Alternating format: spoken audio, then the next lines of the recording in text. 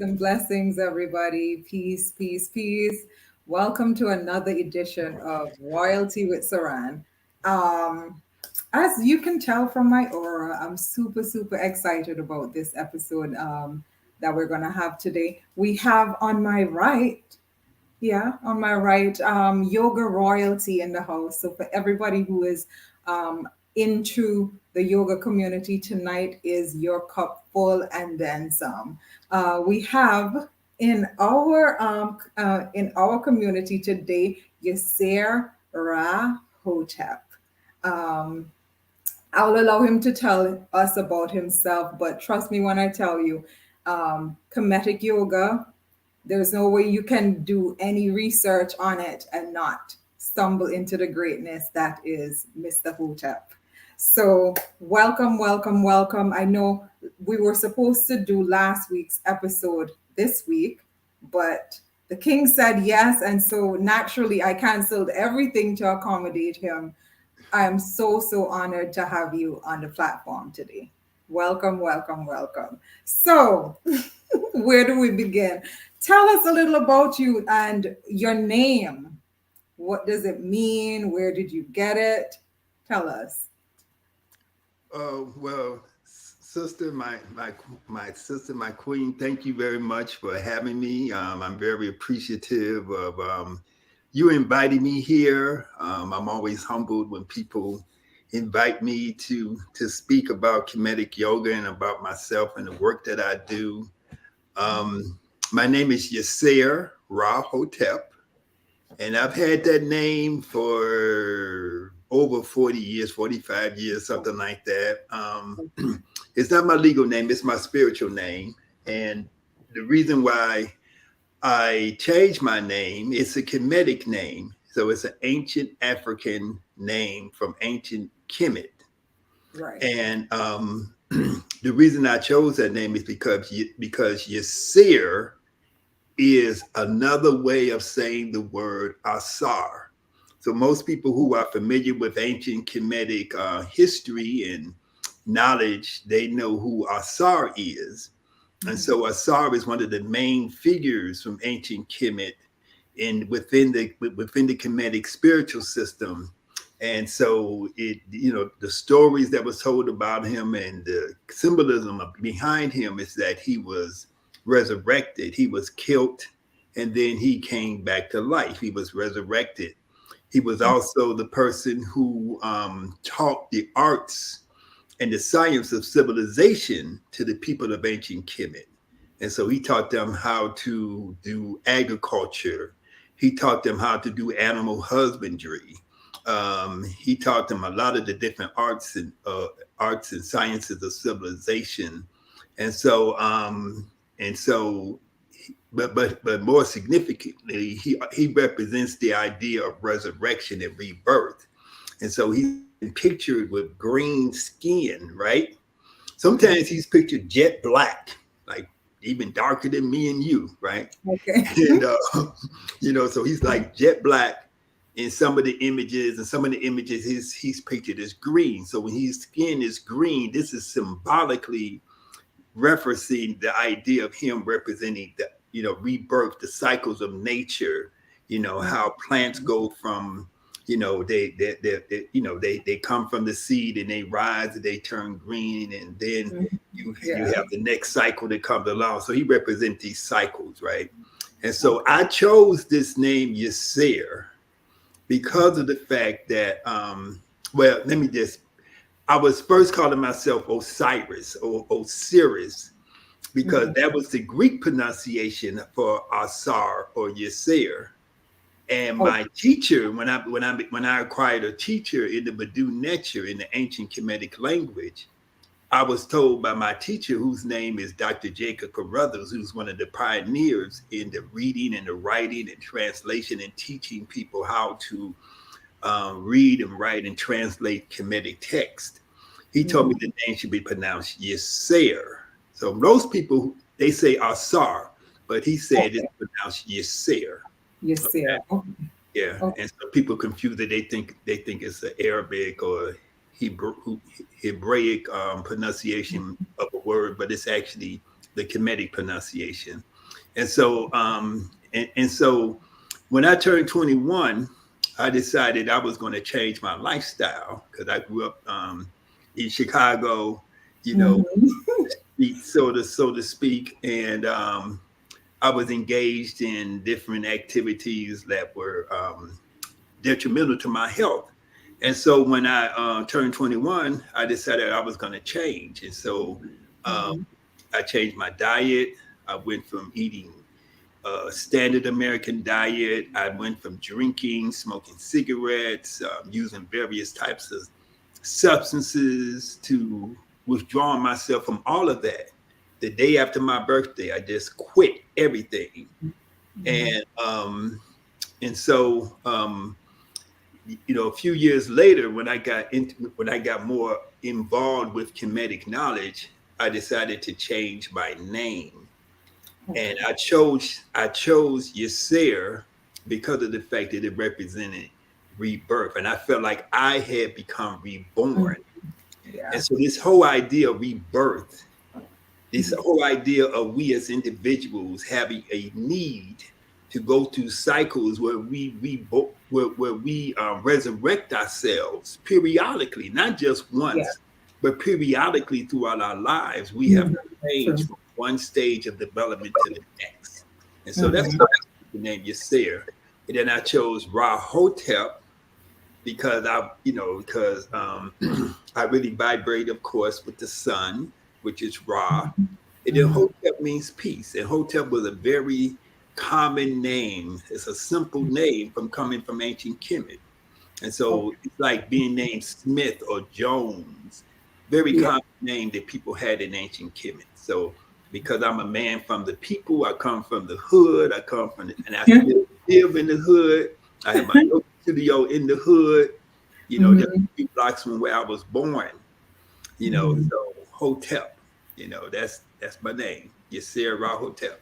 Yes, thank you. And you know, the interesting thing I found about what you said is that master teacher, and that's how when I think of you, that's exactly what comes to mind. So it's very interesting that you have that name in particular because, yeah, like I said, people on Facebook Live, thank you for your comments and your contribution. Peace Pereira. Hi, Sylvia. Hi, Charmaine.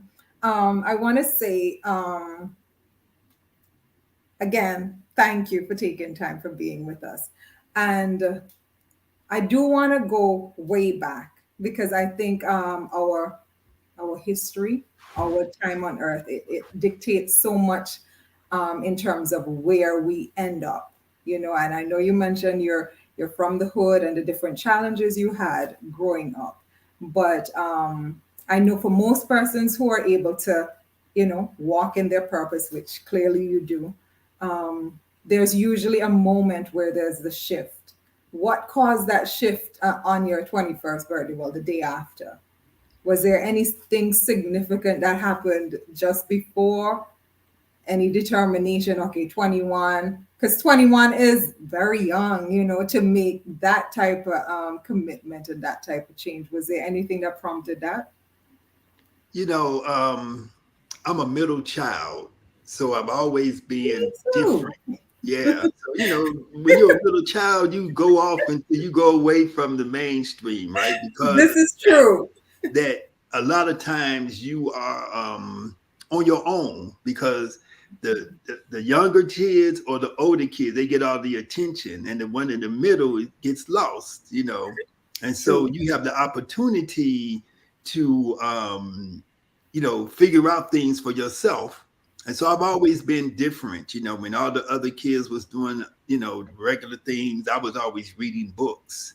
When Mhm. I watch TV, I would watch, documentaries about history and about ancient Egypt and about Africa, whatever was available on public television. Or I would watch programs about science, and Mhm. biology, chemistry, and stuff like that. So I've always been interested in a whole different point of view about life. And I had some experiences when I was younger that exposed me um, and planted certain seeds in my consciousness, So knowing about ancient Kemet from a very early age, I've always was fascinated by the pyramids. I was always fascinated by what they call the Sphinx, the Heru Im Akhet, right? Mhm. Um, I was always fascinated by the process of what they call mummification and Mhm. preserving life and all of these things, right? And Mhm. in the back of my mind, I could see when I saw images from Kim, and I could see that these was Black people. And I also was always interested in Africa. When I was in sixth grade, we had a teacher that taught us. I went to a Catholic school, but we had a teacher who was a lay teacher when I got to sixth grade. He was a brother, and this was around 1965, 1966. This brother had been in Vietnam, and he had came back, and he was determined to teach Black children Mhm. about history and stuff, right? So he would read us books by J.A. Rogers. He would Mhm. read us books about great Black men of color, great Black women of color, so on and so forth, right? And Yeah. he would bring speakers to our class who had big afros. This is 1966, Okay. 65, Mm. 66. They had big afros, and they was wearing dashikis and stuff. We was looking at them like, wow, that's very Right. different. And Mhm. so these seeds was being planted in my consciousness at an early age. But Okay. even with those seeds being planted, when I turned 14, I decided that I was going to start experimenting with a lot of different things, right? Because Mhm. this was Okay. 60s. And so I said, I'm going to smoke weed. I'm going to take some psychedelics, Mhm. psychedelic type of substances. Mhm. And then I just wanted to see, like what kind of effect was it going to have on my consciousness? So from the age of 14 to the age of 21, was when I was engaged in these things. And I would read books about psychedelics. I would read books about the effects of, taking certain substances, the effects upon your mind and the effect upon your consciousness, right? But Mhm. when I turned 21 on my 21st birthday, I sort of did a whole lot of stuff. And when I looked in the mirror the next morning, I said, "You're not gonna really make it." Because I said I was gonna do this experimentation till I got to be 25, and then I was gonna stop. I told Okay. myself this when I was 14. Mhm. When I turned 21, I looked in the mirror and I looked at my face and I looked at the effect that some of these substances I was taking was having upon me. I said, I need to stop. So I stopped eating meat. I stopped drinking. I stopped smoking cigarettes. I stopped smoking Yeah. weed, Mhm. and I just, changed into, I was trying to become a vegetarian. I got a book by Dick Gregory called Cooking with Mother Nature. Mhm. Okay. Reading the book. And I was just going to try to cook food and eat, natural foods, but I didn't know how to cook natural food. Mhm. I didn't know how Okay. to cook vegetables and cook them and eat them. So all I could eat was fruit. So I just ate fruit. I ate Oh. nuts. I took herbal teas, juices, and Mhm. so I had became a fruitarian, but I didn't know there was a such thing as a fruitarian. Right. I was fruit and nuts and seeds because that's all I knew what to eat. Mhm. Then I started jogging. I started a regimen of jogging and calisthenics every day, along with some light meditation that I could figure out how to go to the park and sit underneath a tree and sort of meditate. Just something I just created in my own mind. And Mhm. so that's how I started, with just from seeds that was being planted in my consciousness, from being exposed to certain things, and then those seeds just started to take sprout. And Mhm. and because I was always a different type of person, I was always, being influenced by, alternative type of thoughts and ideas. It Mhm. was very easy for me to not eat meat. It was very easy for me to stop drinking.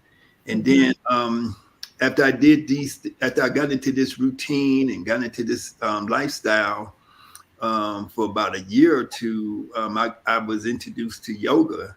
And when I got introduced to yoga, I was in a community of people who who were vegetarian, a community of people who were thinking a certain way. Some of the Mhm. people were Rastas, some of them were Hebrews, some of them was Muslims, some of them was African centered, Afrocentric. There's different Mm-hmm. varieties of African people doing things from different perspectives. So I was able to learn and become part of this community of people. Mm-hmm. So I learned how to prepare foods. I learned how to, I learned about different philosophies and all those things sort of just led me. So even though I was, to me, I mean, I don't know. When I was 21, I was wishing I had started doing this stuff when I, you know, Oh, mm-hmm. because I said I should have started off with this instead of starting off with the psychedelics. Mm-hmm. All right. So thank you. So now it brings us now to your introduction to Kemetic Yoga. So Mhm. tell us, what is the difference? I know now, as we peruse social media, there are lots of images, lots of short videos on persons doing yoga, and it appears. Well, I'll tell you some feedback that I get from people when I try to encourage movement and specifically yoga. Um, oh, I'm not flexible, that type of thing, because the imagery that is portrayed oftentimes it's a lot of, acrobatics and all that type of thing. So tell us, what is the distinction or the difference between Kemetic yoga and what we would typically see on social media, if Well, any, if any? yeah, yeah. In my opinion, from my perspective, a lot of things that you see on social media doesn't constitute what is actually yoga. Okay, Mm-hmm. you know, um, during the time that I practiced yoga, I learned how to do a lot of different, um, postures and movements that were very difficult, and it took me years to learn how to do these things from a yogic perspective. When you're doing yoga, you are using your breath to take you into the movements and out of the movements and postures. You are moving when you're doing yoga. Your focus is on the movement of energy. When you breathe in, you're trying to draw energy from the lower chamber below your navel. In this part of your body, you're trying to draw that energy up, and you're trying to bring it to the crown. You're trying to bring it to the middle of your forehead. And when you exhale, you kind of move that energy through your arms into your hands and down your legs and into your feet. This is what yoga is about. It's not so when you're doing a movement or a posture, you're doing it for the purpose of facilitating the movement of that energy, Okay. because it's the movement of the energy that changes your consciousness. It's the movement of the energy that increases your health, that increases your well-being, and raises your vibrational frequency to a higher level. Mm-hmm. Simply twisting your body up, standing on your head, doing a deep back bend, sitting in lotus position. All of that is good. It's great. People should do those things. But that is not just yoga. That could be gymnastics. That can just be acrobatics. But Mm-hmm. acrobatics and gymnastics is not yoga. The quality of the practice is based upon how well are you able to control your breath? Mm-hmm. How well are you able to utilize um, the breath in facilitating the flow of internal energy through the body? Mm-hmm. Okay. How well are you able to coordinate your movement of your body with the movement of the breath and then facilitate the movement of energy? Okay. Gotcha. Gotcha. And so that's the essence of it. A lot of people you see on social media, they're naturally flexible, right? Mm-hmm. So they can do all kind of different things naturally. Some of them were ballet dancers and gymnasts. They went into gymnastics from the age of 3 years old. And so doing these movements and these postures that amaze people can be very easy for them. Some of them are just naturally flexible. And all of that is good. I love working with people who have these abilities, right? But Mm-hmm. for myself, it took me 7 years to do some of those really hard postures. It took me 2 years of practicing many hours day just to get into the full lotus position, you know. Got you. And Mm-hmm. so when people think about yoga, the way I teach yoga now is it's not the focus is not on how many postures can you do. It's the quality of your movement. What Mm. when Yeah. you go into a posture, you want to know what your limitation is. You want to know how far can your body go without overstretching, without injuring yourself, and Mm-hmm. without challenging yourself to the degree that you find yourself becoming unhappy with yourself. Right. A Mm-hmm. lot of times people they sort of fall off of yoga because of the fact that they think that they're not being successful if they're not looking like the person who's Yes. real Yeah. flexible, Very, who's very true. yeah, who's on the cover of Yoga Journal, or the person that's on social media doing all these different postures. Many of the times people are doing these postures, they're actually doing them incorrectly also. There's a certain quality, there's a certain best practice that we need to incorporate in our practice of yoga. And when we stay within the bounds of quality assurance and best practice, we're not going to injure ourselves. So Right. simply saying, "Oh, I'm really flexible. Look at what I can do." Mm-hmm. That's the wrong approach. And Mm-hmm. and because we have become so ingrained when in social media we see people whose purpose is to become an influencer, right? Right. Whose Yeah. purpose is to get clicks, whose purpose is to gain followers. And so they use the image of themselves doing this posture, doing that posture. Some of these, people are very beautiful men and women. Some of them are models, some of them are ex-athletes, so they got really nice muscles and all this stuff. And they do these videos and they make themselves look a certain way, and it makes it look as if they have as if they are authorities, right? And Right. so, and so that distorts people's perception of what yoga is about. Mm-hmm. The most difficult and most important posture that a person should do is learn how to lay down on their back, control their breathing, regulate their breathing, Mm-hmm. regulate their nervous system, change their hormonal system, affect the secretion of adrenaline, and turn that off. Mm-hmm. Adrenaline is your stress hormone. Turn that Yeah. off, Mm-hmm. and then stimulate the production of dopamine and Mm-hmm. endorphins and other hormones, other neurotransmitters that actually change your consciousness. We do this by just laying down on the floor into what we call Sahu pose. Mm-hmm. Yeah. And that's what you want to master, not twisting up and all that kind of stuff.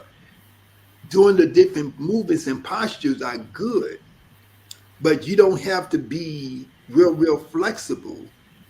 You Mm-hmm. want to be able to go as far as your body allows you to go into a posture.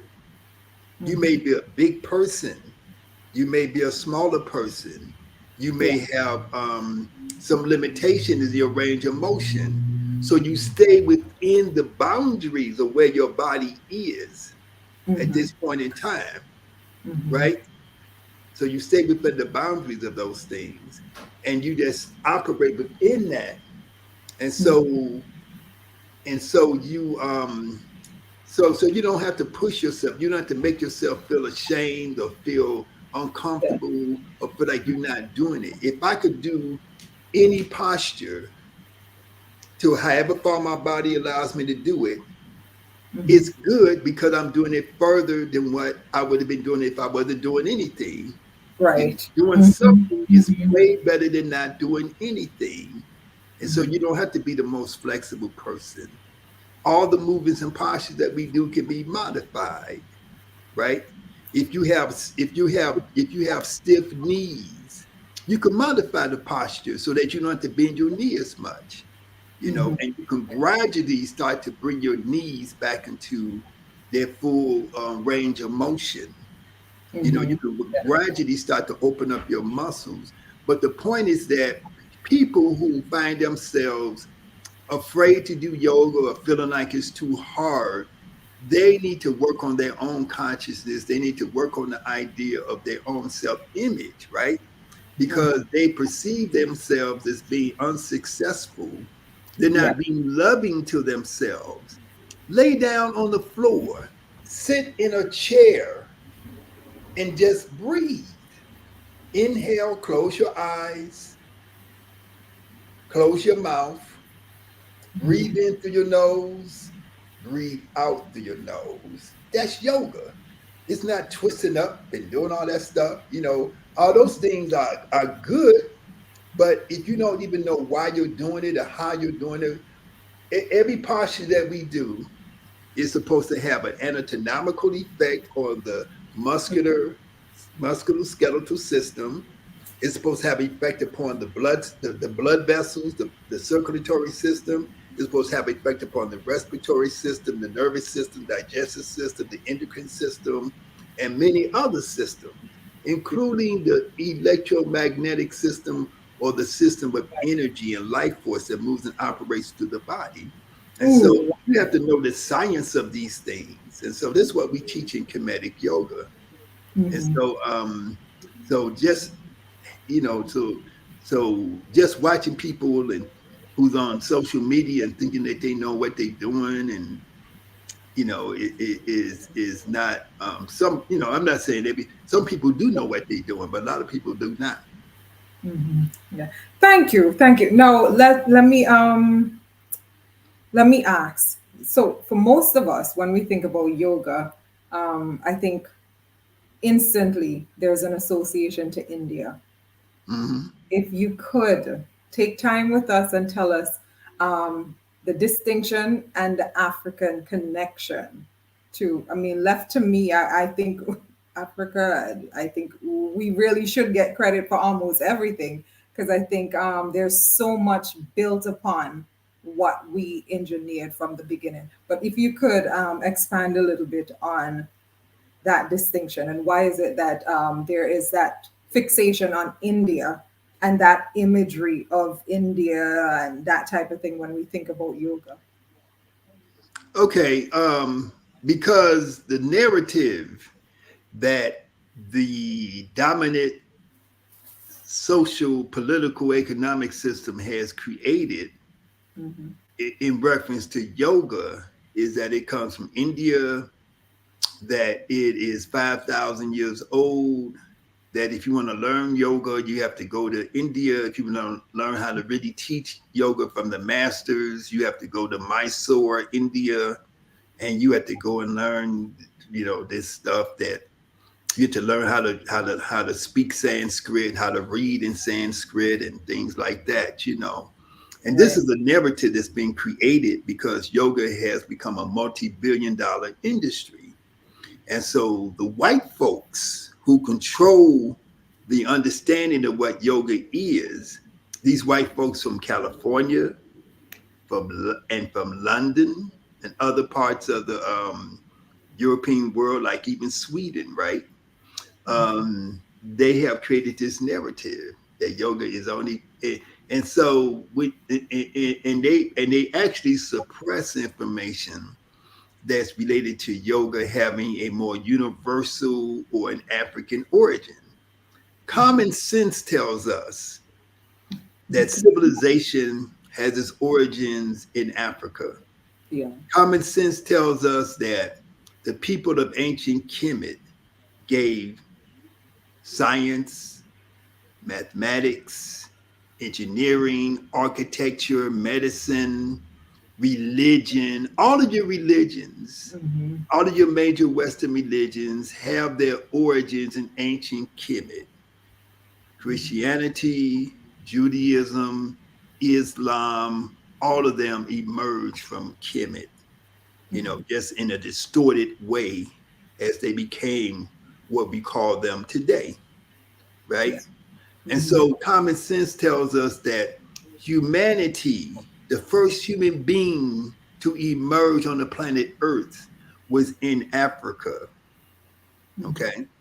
So if everything begins in Africa, if the first human beings came out of Africa and then they traveled and they moved to different parts of the world, they moved into China, they moved into India, they moved into North, South, and Central America, you know, so on Yeah. and so forth. Over, migration over thousands and thousands, hundreds of thousands, if not millions of years, right? Then we can and if when we know these things, we can easily extrapolate that yoga probably had an African origin. First thing, the people of India, the original people of India, um, were black people. Okay, India, outside of, you go to Brazil. I'm going to Brazil in a few days. Wow. Brazil has 100 million black people. But those 100 million black people was taken to Brazil primarily. I'm not going to say 100%, but the vast majority of them probably went there during, during the transatlantic slave trade. Even though you had Africans who were living in the Western Hemisphere prior to that, Yeah. right? But Right. let's say, how do you account for this 100 million? You would say that a large percentage of them came during the transatlantic slave trade. But how Yeah. do you account for the 400 million black people that live in India? Yeah. People who are not just, they jet black. Jet black. Yeah, they jet Blue black, black black. blue black, and they got straight hair. They Hmm. have, they have not totally straight, but they have straighter type of hair. Right. And so you see people, so you see black people of Asia, right, who came out of Africa and they evolved and they look a certain type of way.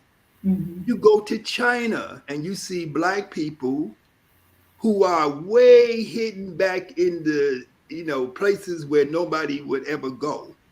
And you see that these people are being suppressed and held back in China. You see the same thing happening in Japan.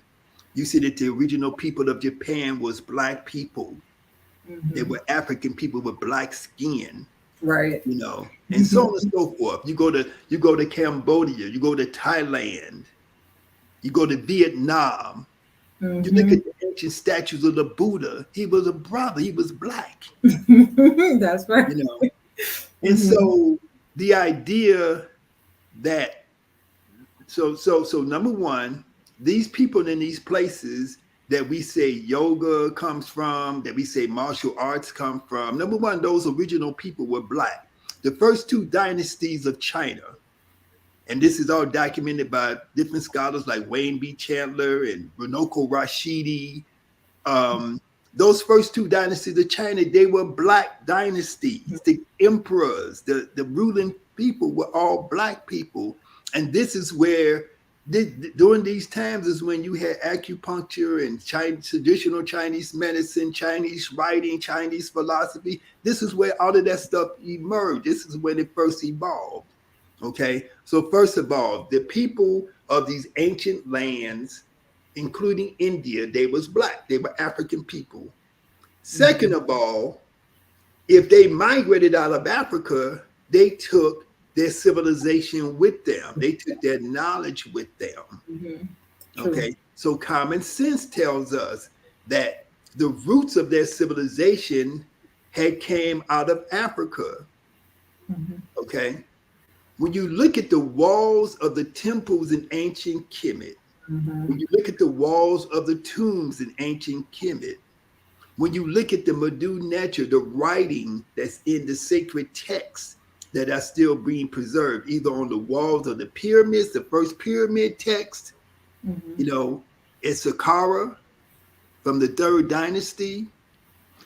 You see images on the walls, and you can see images related to yoga.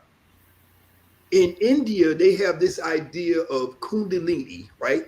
They Yeah. have they have something that is so called Kundalini yoga, right? And they have this idea of this serpent, this snake that moves in a Makes its certain way way. up. Yeah. Yeah. And the Western medicine has taken this and made it into their symbol called the Yeah. medicine institutions, right? You see a staff, you see these two snakes going up the staff, and you see these wings at the top. And we say that this idea of the snake, the serpent, which in India is called, you see the two snakes, one is called Ida and what is called Pingala. One represents your left nostril, the other one represents your right nostril. One Mm, represents one strand of energy that operates and moves through your body. The other one represents the opposite strand of energy that moves and operates in your body. One, mm, one snake represents the sympathetic nervous system, which is your stress response. The other one mm, represents your parasympathetic nervous system, which is your wow. which is which is your relaxation response.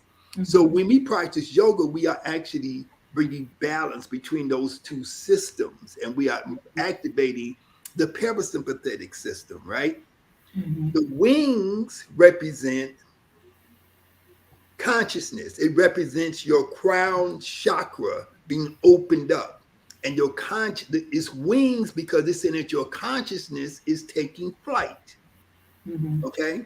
Yeah. And so these ideas of the snakes, the serpents, the staff represents the what in India they call Sushumna Nadi. Okay. Mhm. Ida and Pingala are two nadi, they're two energy channels, right? Mhm. In which energy flows. We're talking about spiritual anatomy versus physical anatomy. Yeah. Okay. Mhm. So you Right. have the spinal column, that central place through which the life force moves. And then you have these two flows of energy that feed into that central flow. Okay. And it's all symbolically represented by these snakes, the staff, and the wings. Yeah. Go to any temple in ancient Kemet and walk into any room of the temple or go into the main gates of the temple and you will see the Herubin deck. The Herubin deck is going to be a sun disk, a Mhm. round circle of the sun, which we call the Aten. On each Mhm. side of the Aten, you're going to see a snake. Mhm. And then you're going to see the whole Aten and the two snakes, the two serpents, surrounded by the wings. The wings represent your flight of your consciousness. It represents the idea of raising this serpent energy from Mhm. its resting place 3 inches below your navel, raising it through through the channels, opening up your crown chakra. On the Mhm. forehead of the pharaoh, okay, they always wear that snake on the forehead, right? Yeah. Mhm. Every time you see the pharaoh, Yep. It's right there. they have a snake on the forehead. Mhm. Very true. In India, we call that wajet. Mhm. Okay. In India, they call it kundalini. Okay, Gotcha. so where did it come from? Well, where did it start? People started in Africa. They didn't start in India. They went to India later. Right. Ancient Kemet had colonies in India. They had trade between Kemet and India. They had trade between Kemet, with the place which they now call Saudi Arabia, the place which they now call Iran and Iraq, which which was Persia and Mhm. Babylonia and so on and so forth. The ancient Kemetic people was even having wars against some of these people, right? But there was Mhm. trade and travel and exchange between these areas of the world Yeah. before there was ever a such thing as a person called a white person. Mhm. Okay? White people ask the white scientists, when did white people come? White people had only been here for 6 to 8,000 years. Before that, there was no such thing as a person with white skin. You know, Mhm. so on and so. That's a whole nother part of the story, right? Yeah. But Uh-huh. so we can see that the ideas of yoga Mm-hmm. have their roots in ancient Africa, not just in Kemet, but before Kemet even existed. We can find evidence that people in prehistoric, what white people call prehistoric Africa. We need to have a different name, but I'm just using this as a point of reference, right? Right. Mm-hmm. Um, in these times, 30, 40, 50, 60, 70, 100,000 years prior to the creation of what we call ancient Kemet, we Mm-hmm. can find evidence of yoga, yogic ideas, and yogic practices in Mm-hmm. ancient Africa. Mm-hmm. Okay. Yeah. Just like we can find martial arts. Mm-hmm. Go to Beni Hassan, which is an area in Kemet from the 12th dynasty, where you have these 12th dynasty tombs under one of the great pharaohs, Amenemhet III, and you're going to see martial arts. You see kung fu. It's not just Nubian wrestling. You see them doing kung fu. You Mm-hmm. see them doing kicks and flips and all kind of stuff that you associate with martial arts from Asia. Yeah. Okay, all of this stuff is there. Everything is there on the walls. And when you Mm-hmm. look at the images on the walls, you see that all the people that's black, they're not Mm-hmm. white, they're not red, they're not yellow, they are black people. That's how Mm-hmm. they portrayed themselves on the wall. And you can still see the images on the wall. Mm-hmm. So Thank yoga, you so much for that. And I want to tell you, the comment section is really appreciating the knowledge and the gems being dropped. Thank you so much. Hi, Effie said she almost went to India. I guess when she started her practice, just like you said, it's almost yeah, like you have to go there to learn from the master teachers. When we have yeah. the And then master teachers. Effie, if that's the same Effie I know, she wound up going to Kemet with me. Effie Yeah. Baldwin Effie is a Baldwin. That's right. I yes, know it. okay, Yeah. perfect. She's I on know the who you're call. talking about. Yeah. Um, yeah, thank you. So now there was something that you mentioned before that I want to bring back because I think it's so important for us to begin to connect the dots between what we're experiencing now as a people. With what I do, there's so many persons now with hormonal imbalances and things like that. And I remembered very clearly what you said in terms of just lying flat on the ground and it assisting with hormonal issues in the body and things like that. Could you lament a little bit more on that, please? Because I know based on what we do, sometimes it's almost like a hormonal issue, and then we are of the mindset of Western medicine. We want a quick fix, we want something to take and just be done with it. And when you try to encourage people to approach everything in life from a holistic point of view, you have to move your body. You have to, it's more than just taking some capsules and drinking some herbs. So if you could, for the persons who follow and do what you know yeah, if you could explain just a little bit in terms of the hormonal benefits that we receive from doing yoga, and very Okay. very simple yoga at that, if you could. Okay. So in ancient Kemet, going, even expanding further upon the African origins of yoga, in ancient Kemet, they had a term which was called Resut Qued. Resut is RSWT. Qued is QWED. Resut Qued. And the symbols, the Badu nature. When I say Badu nature, I'm talking about what they commonly call the hieroglyphs. The Medu nature symbols for Resut Qued is an open eye resting on top of a bed. Okay. Okay. And so when you write that, what you're trying to say is, I am asleep but awake. I am on the bed, but my eye is open. My third eye. The third eye is always a reference to a state of consciousness where I am going above my normal state of awareness, and I'm going into a super state of awareness, what we can call super consciousness, right? And so our ancestors, they understood these deep psychological states. So red suit qued means that when I want to heal myself, I'm going to take myself into this deep state of relaxation. I'm going to take myself into this deep state of concentration and focus so that I can be aware of my reality, even though I have shut down my nervous system, my brain. If you were to do a brain scan of a person while they are in this deep state, you would see that the parts of the brain associated with thinking, with planning, with decision making, with analyzing, those parts of the brain have been shut down. They are not active anymore. When that happens, you are turning back the stress related hormones like adrenaline.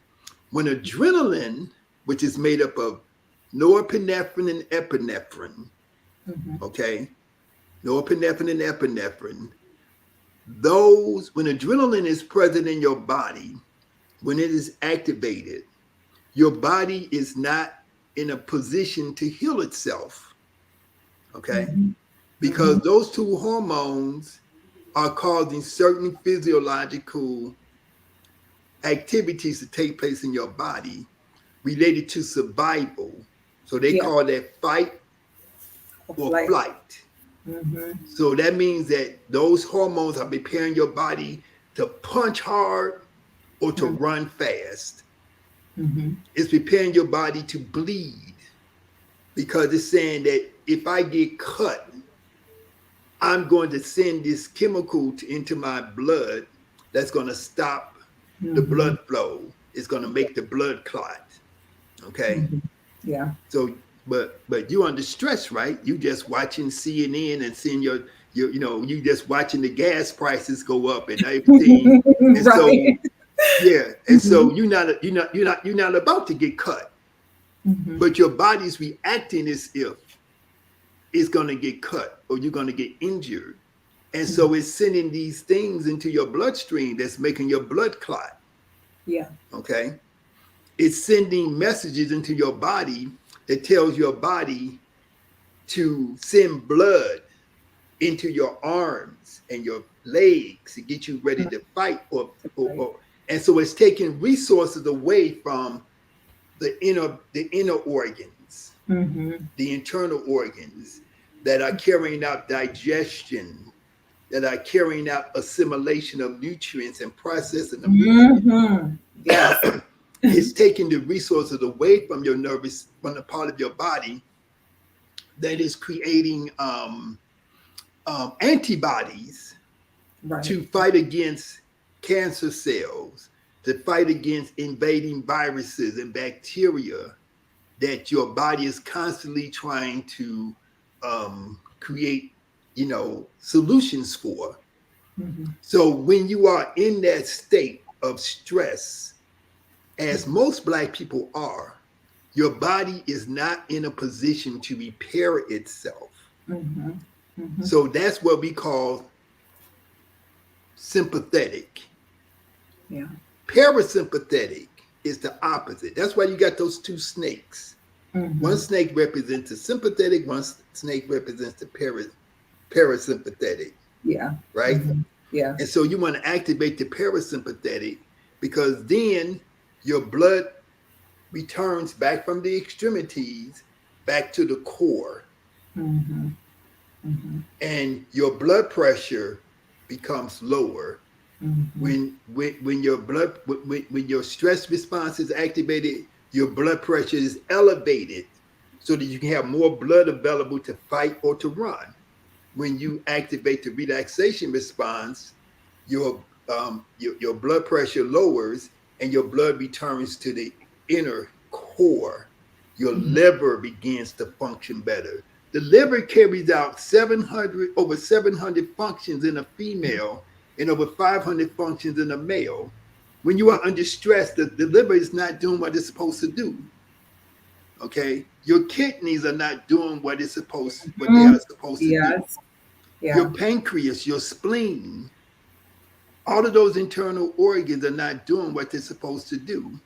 Hmm. Okay, so when we relax, when we go into that deep state of relaxation, when we Hmm. focus on our controlled inhalation and exhalation, controlled breathing, slowly breathing in, slowly breathing out. After about 3 minutes, it's going to fully activate the parasympathetic nervous system. And Hmm. and so the switch is going to be flipped from Yeah. stress to relaxation. Hmm. And you do that through controlling your breathing. Your respiratory system is the only system of your body which is both voluntary and involuntary. Hmm. So Yeah. you can control your breathing in order to affect the parts of your body, the parts of your physiology and your metabolism that you normally are unable to control. So if Mm. you want to affect, if you eat some food, it goes into your stomach, it automatically starts to digest. You don't have to tell it to digest, Right. Hmm. right? But you can cause your body to digest your food better if you control your breathing. Yes. Okay. Hmm. When you eat food, at a certain point in time, the food is assimilated into your body.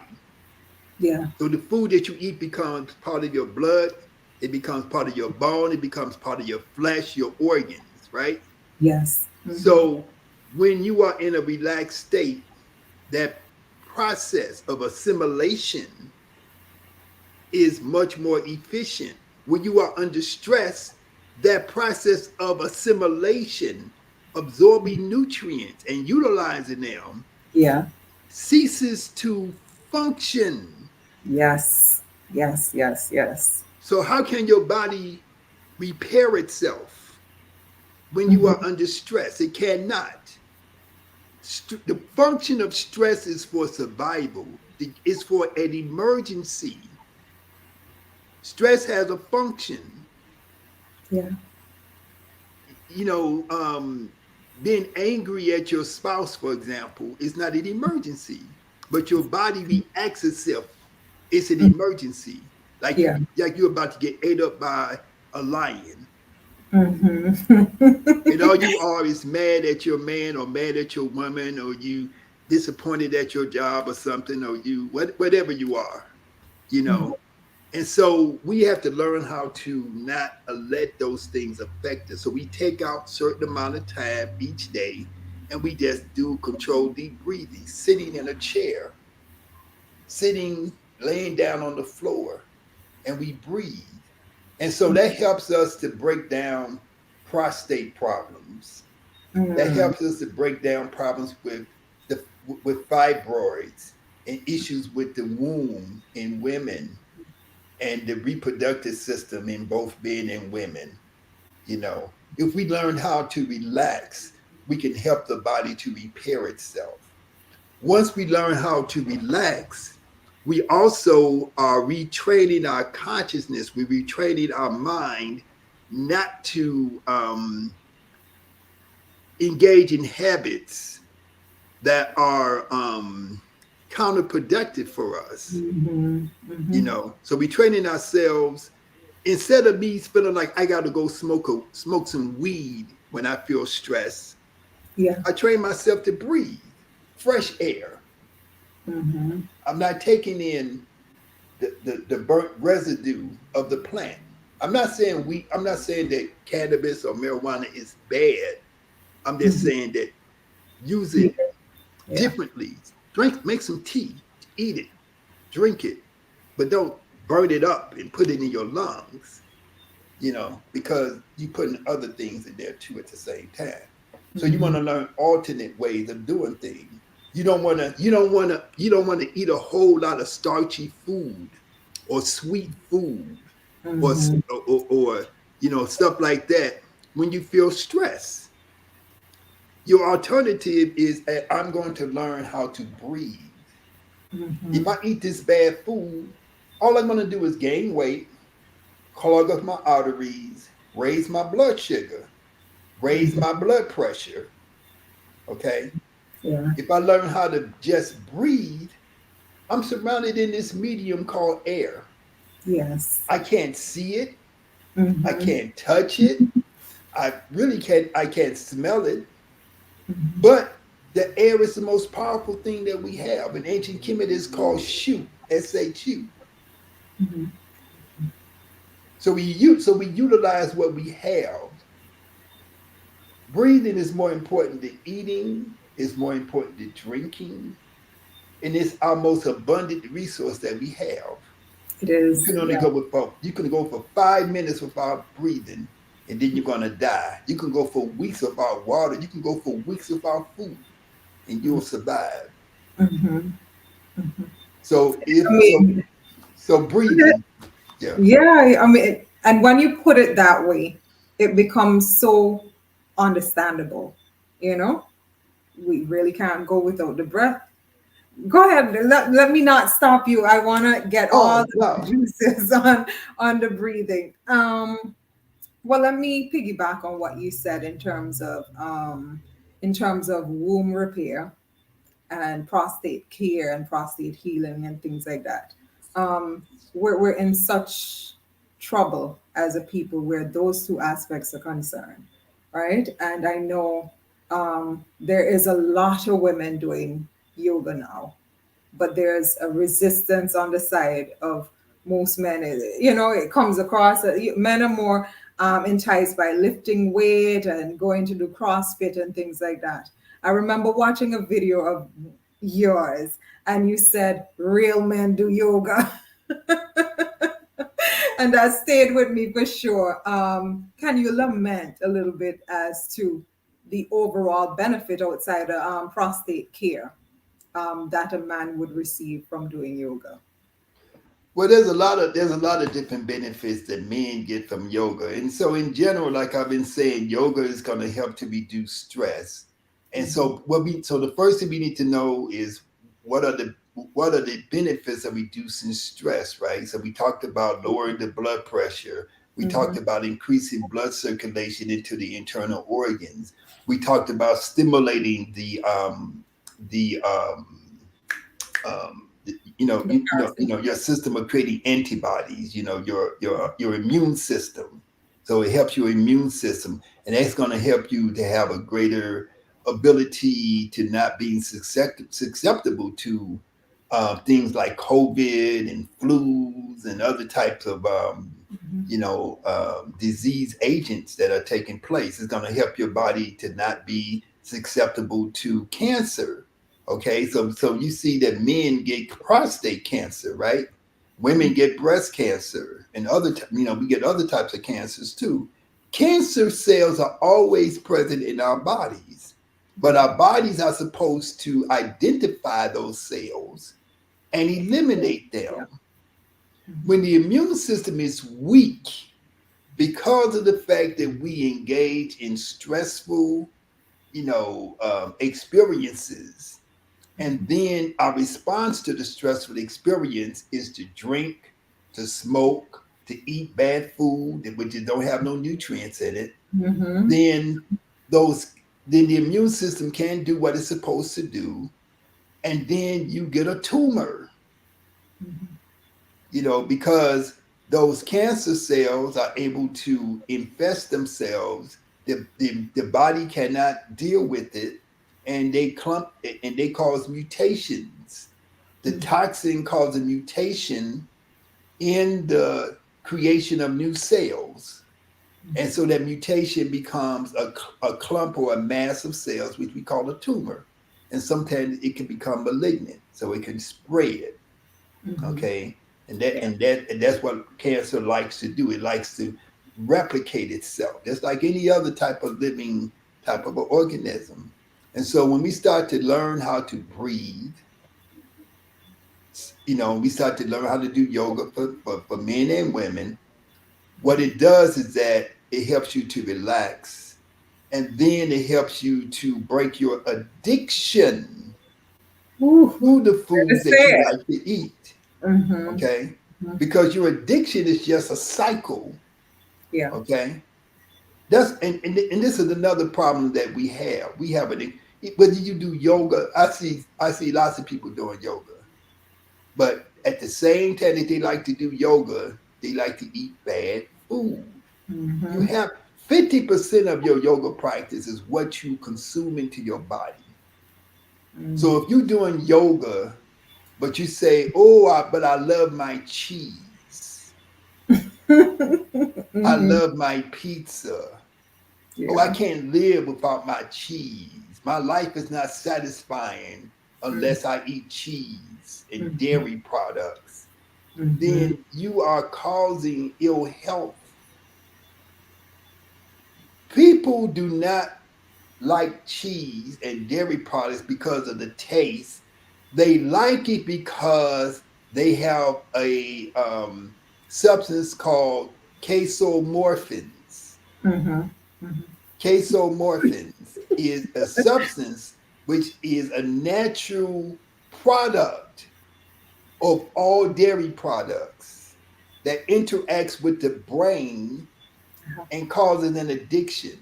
It's Mm-hmm. no different than the molecule in cocaine or heroin that Mm-hmm. interacts with the brain and makes you addicted to those drugs. So, Mm-hmm. in essence, dairy is a drug. It contains a drug like substance that Mm-hmm. interacts with the brain and makes you addicted. So when you say, "Ooh, I love my cheese so much," you're not. It's not. It's not the taste that you're talking about. It's because it's interacting with your brain and making you feel and think a certain type of way. You know, and so that's a hard pill to swallow. That Indeed it fact. is. Yeah. you know, because people say, "Oh, I love," because and especially in what I find in my experience, just in black women, they like to eat their cheese, Love. Yeah. and Very, very true. the main ones who talk about how they love it so much are black women. Black men are in the same situation also, and so every ounce of milk or every cup of milk that a person drinks, whether it's in the form of milk or whether it's in the form of cheese or whatever, you have 1 million pus cells, PUS, pus cells in every cup of milk. Mm-hmm. Pus, PUS, pus. Pause. And pus is the toxic, rancid residue of putrefaction and rotting that takes place. It's something that's produced when something is sick. These Very. animals that we are getting this fluid from, called milk, these animals are sick.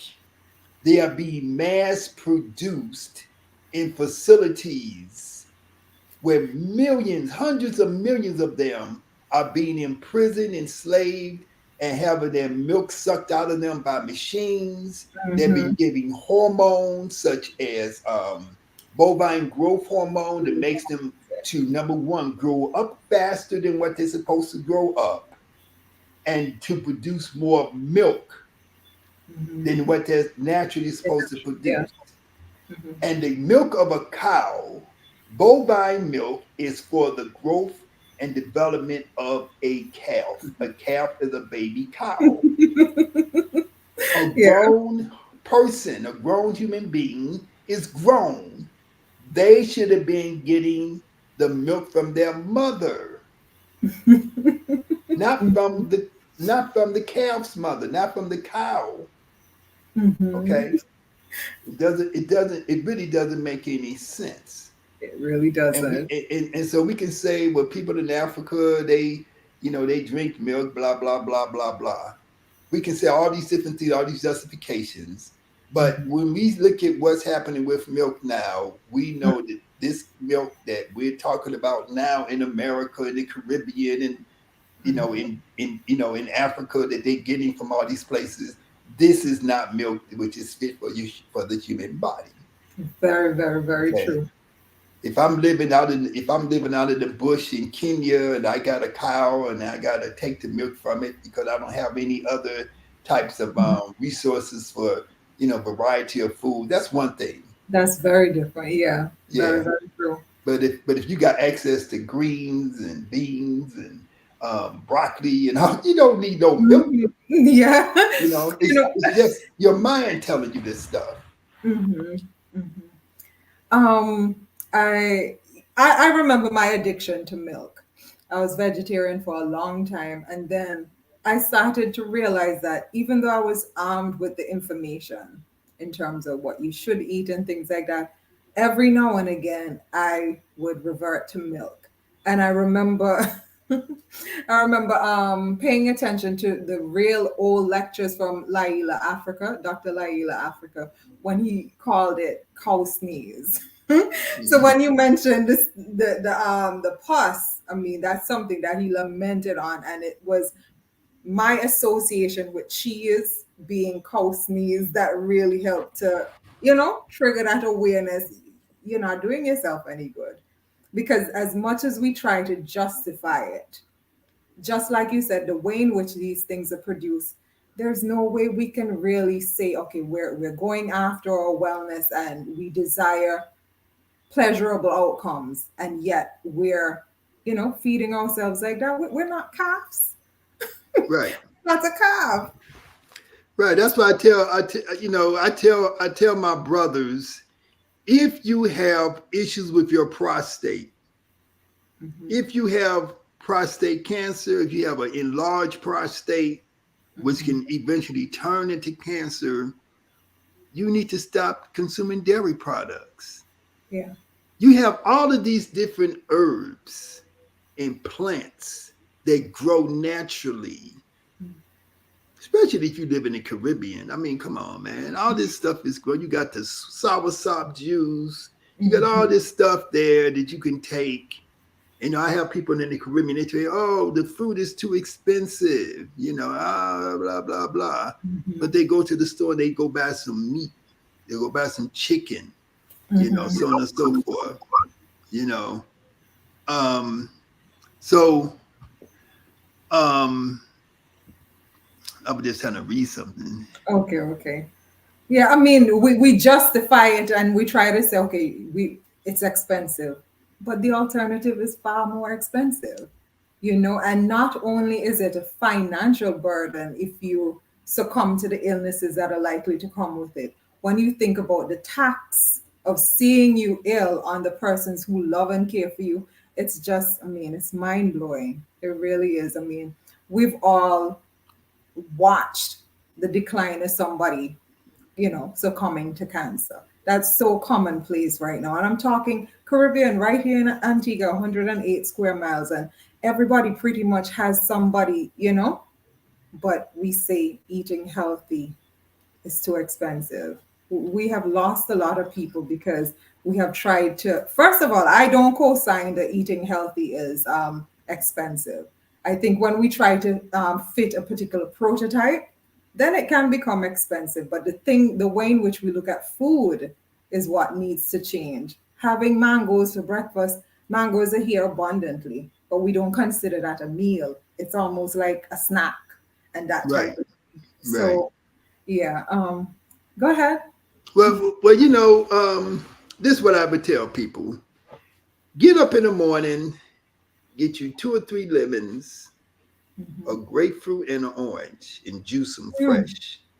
Mix it with some spring water, mix it with some honey or some agave nectar, Mhm. and put it in a blender with a chunk of ginger and a chunk of um what's the other one? The turmeric. Turmeric. I'm sorry. Yeah. Yeah, turmeric. And just Mhm. throw that in there and blend it up and just drink that every morning. And then you want to worry about your prostate. Your prostate would be better. Your heart, your lungs would be better. Your Mm-hmm. liver would be better. Your kidneys are going to function better. Your immune system is going to get strengthened. You're going to break up mucus and stuff in your body. You're going to have better bowel movements. It's a tremendous thing to add into your diet. You know, just some citrus with some water. If you need to sweeten it, just put some agave or some honey and blend it up in your blender. Invest in a blender, a Mm-hmm. good blender, a decent blender, Yeah. and just blend it up. And you can even strain it if you want to, but drink it every day. Just add that as part of your diet. Every day, say, I'm going to set off my day with sitting, and I'm going to close my eyes for 5 to 10 minutes, and I'm going to practice slowly inhaling and slowly exhaling. And I'm going to see where that takes me. Mm-hmm. What experience am I going to have when I start to go into this slow, controlled, deep breathing? What experience am I going to have in terms of how the rest of my day is going to go? Mm-hmm. Start your day with deep breathing and relaxation. That's yoga. It is. Mm-hmm. That is yoga. And can't nobody tell me that people in ancient Egypt, people in ancient Africa didn't know how to sit down and breathe in and out. Right. You Right. know, Oh boy. Thank and I'm getting so much from you tonight that I didn't even anticipate. Thank you so much. I want to go back to the tumor issue. I know oftentimes it's it's a recommendation that persons with fibrous tumors and things like that they practice yoga. I know for the many years that you've been doing yoga, and also the fact that you train yoga teachers, you must have seen some beautiful transformations where womb health is concerned over the years. If you could, like I said, based on what I do, there are so many sisters, so many queens in my circle that are afflicted, and like I said, we think more of nutrition and herbs, but we don't really understand the benefit of moving your body and breathing. So if you could just tell us a little bit about that part that you may have experienced over the years. well, recently I wrote about what I call stagnation. So stagnation is when your blood, your lymphatic fluid, your other fluids and tissues and stuff in your body um, just become congested, right? And so yoga or movements in general, we should walk, right? We Hmm. should move around. We should reach. I'm trying to get into the camp. We should reach. We should move. We should move our arms and lifting Yeah. ourselves. Just doing things. If it's not nothing, that's like my friend Arisa Thom. He says he does yoga because he climbed up the coconut tree to get his Right. coconuts every day. And Yeah. so so any type of labor, any type of work that you do is beneficial to you. Bending over, getting into a garden, bending over, squatting down, all those things, bending your joints, all those things are good, right? But with yoga, you have a very systematic way of moving, which is going to have a really beneficial effect. So, for example, and I don't know if I can situate this differently. But in yoga, if you like in Kemetic yoga especially, we do a lot of twisting positions where we keep the lower body going one direction, and Hmm. then the upper body is twisting in the opposite direction, right, or in a different direction in a Yeah. lateral position. And so when you go into that twisting motion, when you go into that spinal twist, right, because that's what we call spinal twist. We twist the spine. The Hmm. vertebrae of the spine are stacked on top of each other, right? Hmm. And so in general, we divide the spine into four parts. We got the lower back, the Hmm. middle back, the upper back, and then we have the cervical area of the neck, and we're turning. right? And we Mm-hmm. turn to the left, we turn to the right, okay? And so as you do that spinal twist, you have to breathe in and expand your abdomen. And as you go into the twist, you exhale and you contract your abdomen. While you hold the position, you breathe in and expand the abdomen. You exhale and you contract the abdomen. The expansion and the contraction of the lungs and the expansion and the contraction of the abdomen is actually massaging the internal organs. So you are massaging your stomach, your intestines, your colon, your liver, your pancreas, your kidneys. All of your internal organs are being expanded and contracted. They're being squeezed. So Mm-hmm. you're pressing the toxins out. You're allowing new blood to come into the internal organs, right? And Mm-hmm. so each one of your organs have something called microcirculation. Mm-hmm. Okay. So each organ has its own set of blood vessels. Yeah. Okay. And so when you go to the doctor and the doctor, you like press it into your abdomen and to see if you have pain or to see, I think they call it palpitate, right? They Yeah. press into your organs and they try to see, is it stiff? Is it too firm? Do you have discomfort when I press my finger in there? Because you want those organs to be pliable. You don't want there to be a buildup of gas in the organs. You don't Yeah. want there to be an accumulation of mucus around the organs, right? The Mm-hmm. organs have their own, each organ has its own little system. It has like a little structure that surrounds every organ. And so you can accumulate mucus and stuff. So you see people when they get obese, and that obesity is toxin. That obesity is fat building up around the organs. That Mm-hmm. obesity is mucus building up around the organs and stopping circulation, creating stagnation. Each Mm-hmm. organ has to absorb nutrients, process the nutrients, and then eliminate the waste. Mm-hmm. Each cell within your body, each cell that makes up every muscle, every nerve, every organ has to take in nutrients, process the nutrients, and eliminate the waste. That process of taking in the nutrients, processing them, assimilating them, and getting rid of the waste, that's what we call metabolism. Okay, Mm-hmm. that is fundamental to maintaining your health. And if you do not move, if you're sedentary all the time, your health cannot be maintained. You are literally dying each day. That's why Mm-hmm. they call that's why they say I'm getting old. You're not getting old.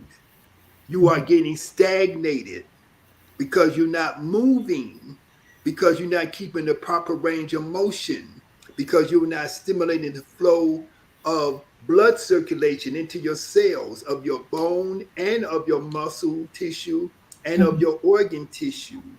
You are not realigning your spine. You're allowing the force of gravity to pull you down towards the earth. You Mm-hmm. want to sit you want to sit improperly with a poor posture because it's easier than being conscious enough to sit up.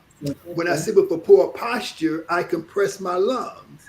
When I sit with a poor posture, I put pressure on my organs of digestion and elimination. When I sit up straight, my lungs are going to be able to take in more air. My Mm-hmm. lungs are going to be able to function more efficiently. Mm-hmm. So posture is very important. So that's why in yoga we do forward bend, we do backward bend, we do twist to the left and twist to the right because we want to keep those organs, we want to keep the muscles, we want to keep the bones of the skeletal system, in their proper alignment.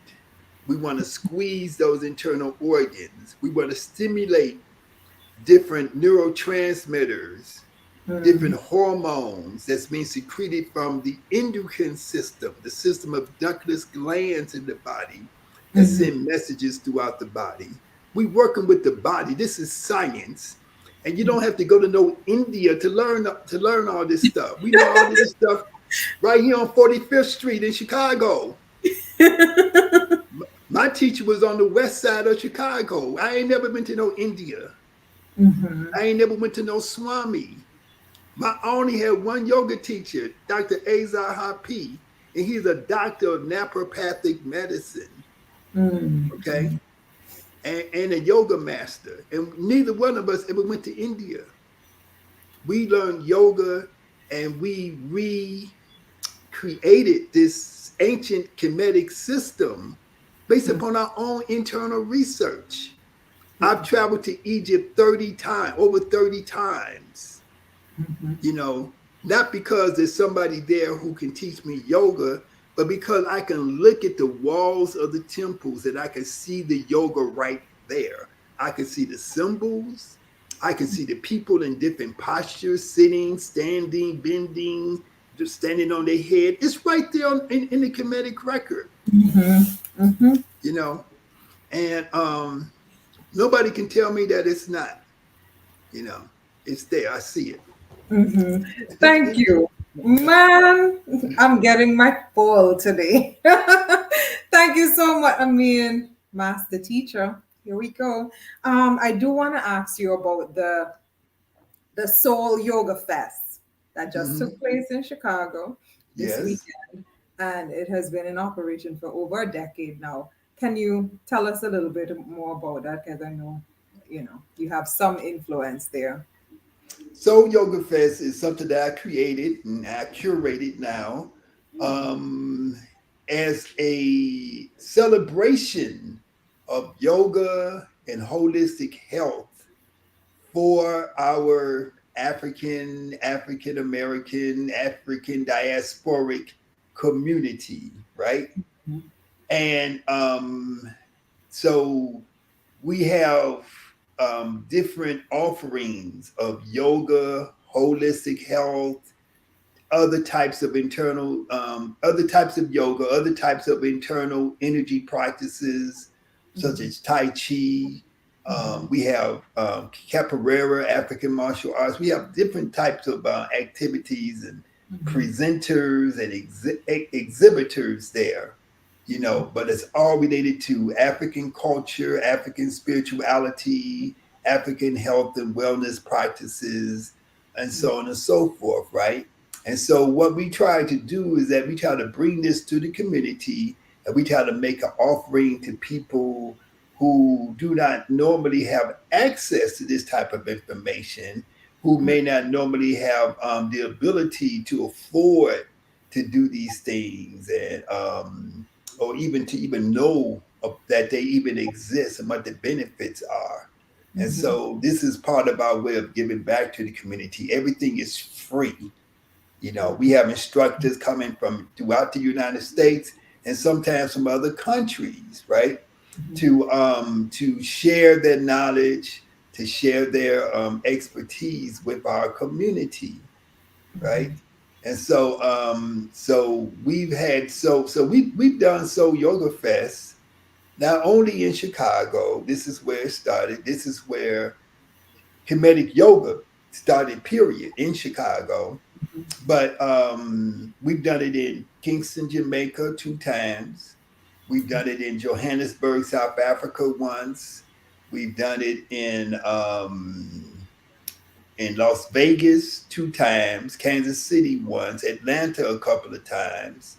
Um, and we were planning to do a big Soul Yoga Fest in Gambia, I think year before last, but then COVID came and then we weren't able to do it. And so we have plans of doing it in Ghana. We have plans on reinstituting it and doing it in Gambia. We're gonna do it in Brazil, you know, and so we want to make this, you know, it's already a movement. Kemetic yoga is a global movement of knowledge and information related back to yoga from an African perspective. But so Yoga Fest is a celebration of this.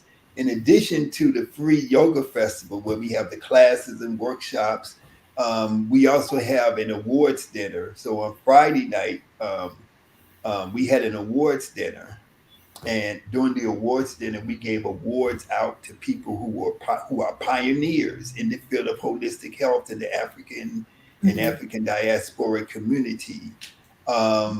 We gave awards to people who have made a significant contribution to the Kemetic Yoga movement.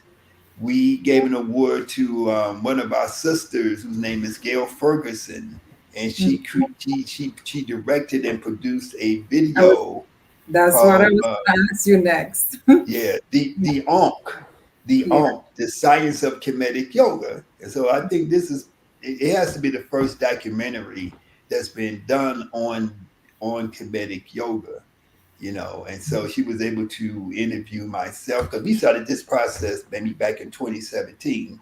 So she was able to interview myself and my teacher, Dr. Azar P, um, Dr. Dunstan, who is one of the prime researchers on the human genome, um, T. Owens Moore, who's one of the foremost experts on melanin, has participated in writing um, all of the books that's related to the science of melanin and so on and so forth. Um, Dr. Nico Sazi, my good Libra friend, from Harlem, who along with her husband Jabari, we do trips and stuff to Kemet and to Ghana, and she is also a linguist and a health administrator, a health system hospital administrator, and Okay. educator, and so on and so forth. She's our expert in Medu Nature and so on and so forth. So those are, and my daughter, who runs our studio in Atlanta, and who's also a Yoruba priestess, Kia Okay. Yabo Anika Tan Hotep, who also has a elaborate Yoruba name, Mhm. Um, and so the video basically explains Kemetic Yoga, goes into the significance of it, and you can get it off of Vimeo. If a person wants to get the video, they can go to Vimeo, And I think Effie just posted the Vimeo. link. Effie posted the link for those who are listening. The link is right there. Thank you so much. And it's on Vimeo on demand, the Arc, right? Yeah, she Yeah, posted the link. I mhm. Diankh. Right. Okay. I do have a question coming in. Mhm. What are the African terms for yoga and Tai Chi? Well, in my opinion, the best word to describe yoga from an African perspective is ma'at, right? Okay. And a lot of people have different words that they use for yoga, Mm-hmm. but I don't think that anybody has proof of exactly what word that they use for the actual practice and the philosophy of yoga that goes beyond what we call ma'at. Okay. Mm-hmm. Now there is a famous image of two people doing a advanced or really elaborate yoga practice where they were in the full lotus position, and they're upside down and they're sort of laying on the side of their head like this, right? And the caption in that image says they're doing something called Ryu, R-I, and I think Y-U. Okay. Mm-hmm. And so um when you see yoga being expressed, when we see what we call yoga movements and postures being expressed in the African context, what we're seeing is are members of what's called the Serpent Society. So you have different serpent societies in different cultures in Africa. They have different names to them. And one of the things that these serpent societies do, or that the members do, is that they put themselves into these extreme postures, right? And we would call them yoga, but they call them going into extreme postures so that they can stimulate the production of this internal energy which in India they're going to call Kundalini, Mm-hmm. and it gives them a transcendent state of consciousness which allows them to connect with the ancestors, to communicate with the ancestors, communicate with the spirit world, and then bring information back from the ancestors and from the spirit world back to the community. Mm-hmm. Okay, so you can look at it as a form of divination, right? You can look at it as a form of prophecy. You can look at it in a lot of different contexts. So the Okay. names for these things, the names for these processes are going to vary from culture to culture and so on and so forth. But for me, for Kemetic Yoga, my name is Ma'at. Okay. Ma'at, people think about Ma'at, they think about the 42 principles of Mm-hmm. Ma'at. Close. Yeah. I think of Ma'at in terms of five principles, right? Five qualities: order, balance, harmony, justice, and reciprocity, Mm-hmm. because those five qualities represent the underlying nature of the universe. They represent what we as individuals and as a group of people should be striving for Mm-hmm. in terms of incorporating those principles into our life, into the way that we are living. Okay. So we want to live in a certain way that is in harmony with Ma'at. So Ma'at is very significant. Metaphysically, when you look at the cosmology of ancient Kemet, so cosmology is the study of the nature and the origin of the universe.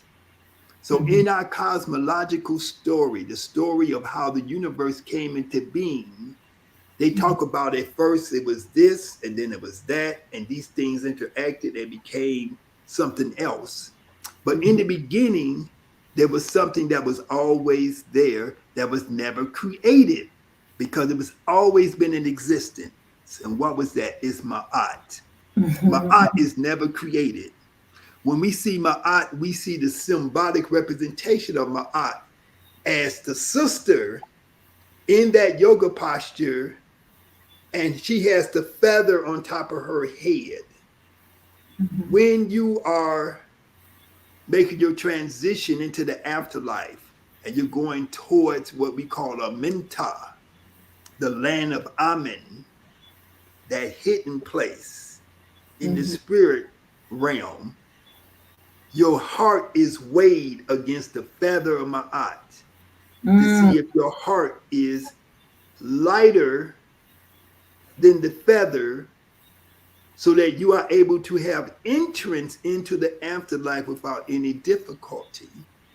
So that Mm-hmm. means that during your lifetime, you are urged to live by Ma'at, to live your life with an order, to understand what is the order of the universe, to live your life in harmony with the universe, with society, with other people, with other beings, to live your life in harmony with nature, not to destroy nature, Mm-hmm. to be in harmony with nature, okay?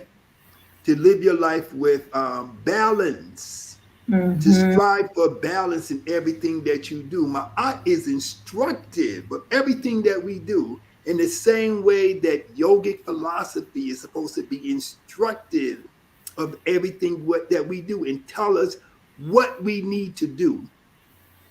Give us the information about how we should live. That's what yoga is, and that's what Ma'at is. Every person who became the king of Kemet, who they call the nice suit BT, not the, Pharaoh is another word, but the actual word is nice suit BT. Every person who assumed that office, who assumed that title of authority, they had to take a vow that they would uphold Ma'at and that they would die in the process of upholding Ma'at. And so that has a wide range of ramification for them as the leader of the entire nation, and for them being an example of how they should live ethically, in their life. So from a political perspective, they had to defend the country, right?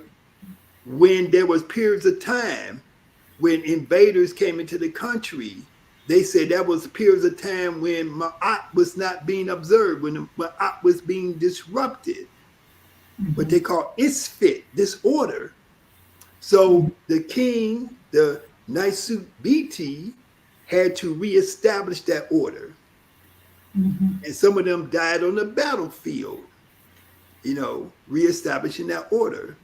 But the battlefield is not just in the physical battle. The battlefield is in the internal battle. Okay. It is, how do I hone my consciousness?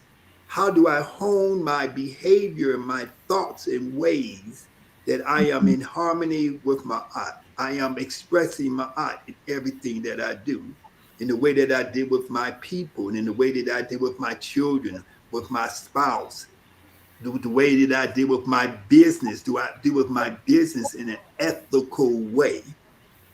When I cultivate the land, do I do it naturally, or am I trying to exploit the land? When I engage in economic activity, am I doing it in a way which is fair and balanced, the way it's supposed to be done? Or am I trying to cheat people? Am I doing capitalistic things rather than doing holistic things that's going to be a benefit to humanity?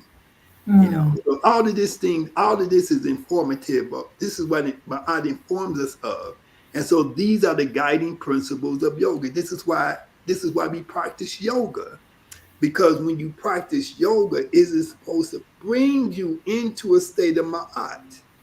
When you practice traditional African spirituality, whether it's from Kemet, or whether it is Yoruba, or whether it's Sangoma from South Africa, the whole purpose of all of it is, how do I become in harmony with the universe, with the forces of the universe, with the unseen world, and with my ancestors. So we see that there is a very fundamental ethical guideline for African people that informs us who we are and how we should behave. And we are supposed to observe that. Okay. And so when people talk about the 42 principles of Ba'at, or the 42 negative confessions and things like that, to me, that's fine for children. Don't do this, don't do that, don't steal, don't lie, blah, blah, blah, right? But it's the internal feeling that you're going to get, this internal power that you're going to get, that allows you to have the internal resource to guide yourself in those ways that are causing you to be in harmony with my art. That's what you get from your practice of yoga. That's what you get from your breath, from engaging with the life force. Okay. That's what you get from activation. Okay. So Ma'at. So when we look at ancient Kemet, we can see people in Tai Chi, doing Tai Chi positions, doing Qi Gong positions. We can see these things. You go to the temple of Ed Fu, and you go to one of the rooms. I have never seen anybody else document this, but I've documented it. You got a guy, somebody on the wall in one of the rooms. He has his hands like this. This is a Tai Chi, a Qi Gong practice. Yeah. Moving the hands, moving the arms, going. This is representing what they call yin and yang. Yeah. The so-called yin and yang symbol, like that. That is an African. That's a Kemetic symbol. Yes. So all of these things. So Yeah. I don't worry about what was the exact name that they used for yoga, what was the exact name they used for Tai Chi and so on, because oftentimes we really don't know. But it's all about Ma'at. And we know Gotcha. that they use ma'at. We know Okay. that they use a term called Resut Qued, RSWTQWED, for Mhm. this for meditation, Mhm. to be awake while asleep. We know these. We know we got documentation of this. Mhm. Wow. Oh my goodness. Thank you. Wow. I mean, people on Facebook, those who are on YouTube as well, I know you're all feeling what I'm feeling. This is such a true, true, true pleasure. It is, yeah, very, very powerful information being served up, and I am hugely grateful. I want to ask you well, in actual fact, I don't need to ask you because I think it's very evident, but I'll ask anyway. What would you consider your ultimate purpose or mission in life? Well, everybody has their own mission, their own purpose. What I discovered my purpose is to spread knowledge of Kemetic Yoga, to build a global Kemetic Yoga movement, and to get people of African descent, people of African American, African diasporic, and indigenous African people to have an appreciation for their own culture, and to turn inwardly towards their own traditional African culture and spirituality for the answers to the Mhm. question of living, Yeah. how to live, what to do, how to eat, how to interact.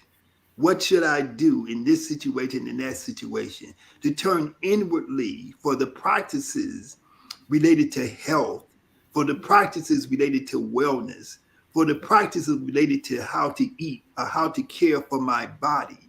All of these things can be found by turning inward, not by turning to China or India and so on and so forth, and adopting languages and concepts that have been disrupted even from the original cultures of those lands.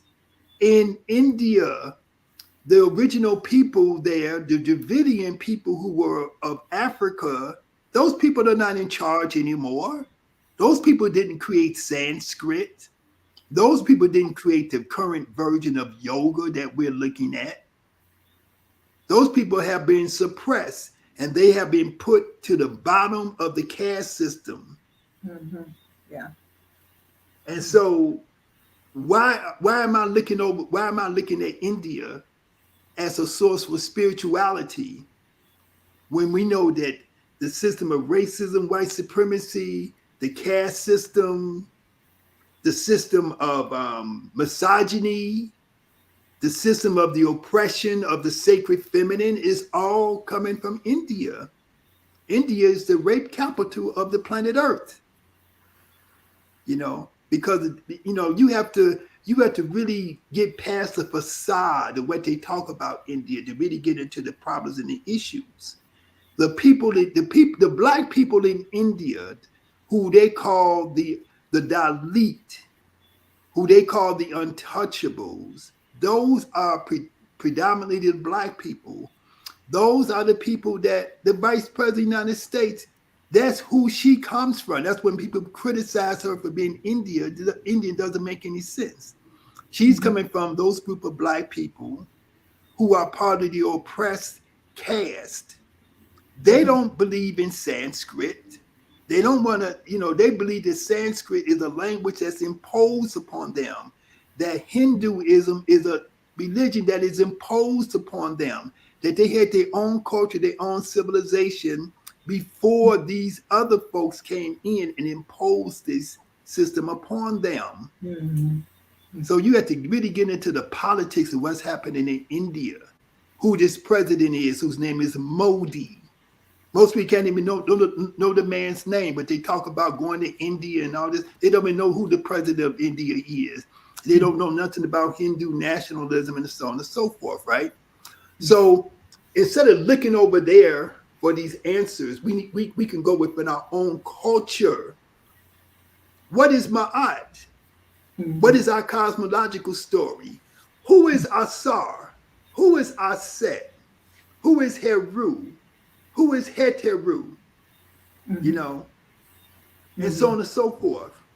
I do want to ask a question that Shonda posted on Facebook. She asked, "Do you have to have a specific spirituality to practice yoga?" No. And I see Queen Shanta, she commented, "But if you could, yeah." Yoga is a science of personal development. You Mhm. can be Christian, you can be Muslim, you can be Hebrew or Israelite, you can be Buddhist, you can be Hindu, you can be whatever religion that you choose, right? The things I'm saying, it might sound harsh to some people because I'm gonna always say facts. You know, if I'm talking, I can critique Hinduism, Buddhism, I can critique Christianity, I can critique Islam, I can critique Judaism, I can critique, you can find a critique, but I can critique Kemetic spirituality. I can critique, everything, right? Mhm. Everything has a critique. We have to live in reality and be able to take the criticism along with the truth. Yeah. Okay. So when we talk, so you can have any spiritual perspective, any religious perspective that you want, but you need to understand yoga from the perspective of a science. When you engage in slow, controlled, deep breathing, slow movements and postures, it has nothing to do with no religion. You move your body. The creator blessed you with a body. He didn't say take this body and sit down and never move again Mhm. and turn into a 500-pound blob. He didn't say that. He Mhm. said move your body. He Mhm. gave you the ability to run. He gave you the ability to swim. He gave you the ability to walk and to bend back and to twist and turn your body. So you utilize those things, right? It don't have Yeah. nothing to do with religion. If you choose to believe in this doctrine or that doctrine, that's fine. But Mhm. what you need to do is still be able to see beyond. Do not let your doctrine become a limitation on your consciousness. You Mhm. can be a Muslim and you can have extremely high level of consciousness. You can be a Christian, you can have a Christ consciousness. Christ consciousness is ma'at. Where did Mhm. Jesus go when he was 12? Where did he stay? Yehuda ben Judah, that's his name, not Jesus. Where was he at from the age of 12 to the age of 30? He was in Egypt studying with the masters, with the sages of ancient Kemet. That's where he was at. That's why when he came back, they say he could do all these different things that everybody was amazed by. Those things that they say Jesus was doing, that was just common little things they was doing in Kemet. That was just basic stuff, right? So if you were gifted, if you had some spiritual gifts, if you had some abilities on a spiritual level, and you wanted to cultivate them, you didn't go to India. You went to Kemet. Mhm. If you wanted to go and get higher education, you go to Kemet, okay? Because they had the best universities. If you want to get a degree in computer science, computer technology, you Mhm. go to Cal State or you go to Berkeley, wherever. You go someplace, Yeah. Stanford. Yeah, that's renowned for. You go to MIT if you want to get your thing. If you got the ability, right? When I Mhm. We have a university here in Chicago called the Illinois Institute of Technology. When I drive down the street, all the students is coming from Arab countries, African countries, Asian countries. That's where they come here to get knowledge. So Mhm. in ancient times, when you wanted knowledge, when you wanted to develop yourself on a spiritual level, on an intellectual level, You went to Kemet because that's where the knowledge was. Mhm. You didn't go to no Greece. I want to bring in Angela's comment. She said, most people allow religious doctrine to slow their upper chakras. It is so important to your own soul's journey, even outside of any doctrine. Yeah, very, very true. Religion, the way, Certainly see, will, see, Angela. see, Sorry. see, religion is supposed to be based upon spirituality. I don't have no problem with religion, even though I'm a big critic of religion, because religion is supposed to teach you certain things. If you adopt a Islamic religion or a Christian religion or whatever religion that you adopt, you have to understand that part of the purpose of it is to give you a certain order that you're trying to incorporate into your life. But it's the spiritual essence. If you adopt that religion and you hate somebody else because they don't have that same religion, if you Yeah. adopt that religion and you look down upon somebody else, if Mhm. you adopt that religion and you start to believe that you're going to be punished if you don't do certain things, you know, if you don't do this, God is going to be angry or God is going to punish you. The Mhm. creator of the universe is not angry. The creator of the universe does not punish you. The Mhm. creator of the universe doesn't send you into eternal damnation. No Mhm. matter what you do, Mhm. you do not go into eternal damnation as a consequence of the creator of the universe. Mhm. That's not what the creator of the universe does. People Mhm. use the word God. God is like saying, you know, it's a limitation. There is Mhm. no way we can even put a label on the creator of the universe. That's why I just call the creator of the universe. That from Right. which the universe came from. That eternal internal force. So Mhm. having religion is one thing, but having spirituality is a different thing.